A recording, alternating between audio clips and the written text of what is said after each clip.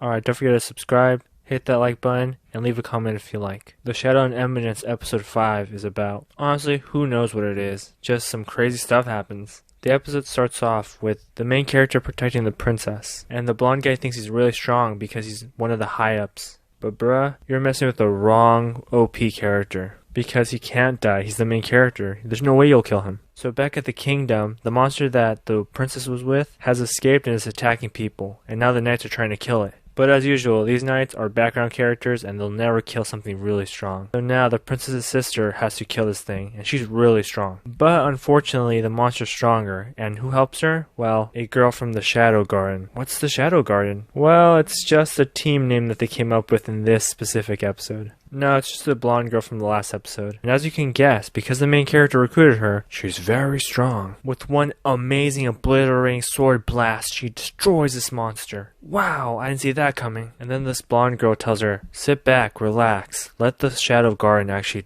do some work. But the strange thing about when they killed the monster is that the monster transformed into a girl. Who is the girl? It's the villain from the first episode's daughter, the one he thought was dead. We know this because she dropped something, and it was the metal pendant that he also had. So the blonde guy and the main character are still fighting, and the blonde guy says, I don't know if I could beat you, so I have to use these red pills. They claim to make my sword bigger and stronger. And as you assumed, the main character just defeats him. I think it's kind of weird the way that he introduces himself. He's not just the shadow, but he's the shadow of the shadow. I am not evil. I am just dark. And it's pretty cool because the princess admires his sword style because it reminds her of hers. The only reason why she likes it is because she really admires her own style because she doesn't want to give it up, and he's using it, so it's awesome for her. Then the main character's like, give up, it's over for you.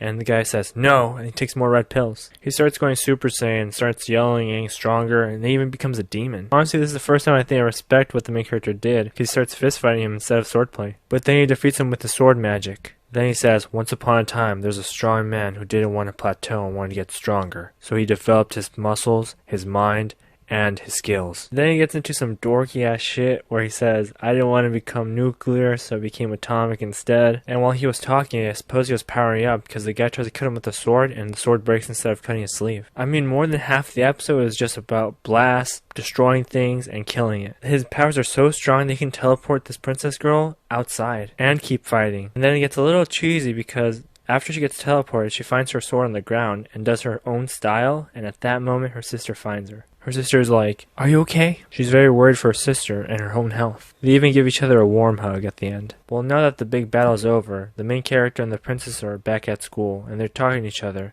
and she's doing the little anime girl thing where she wants to ask him out. And then she says, you know what?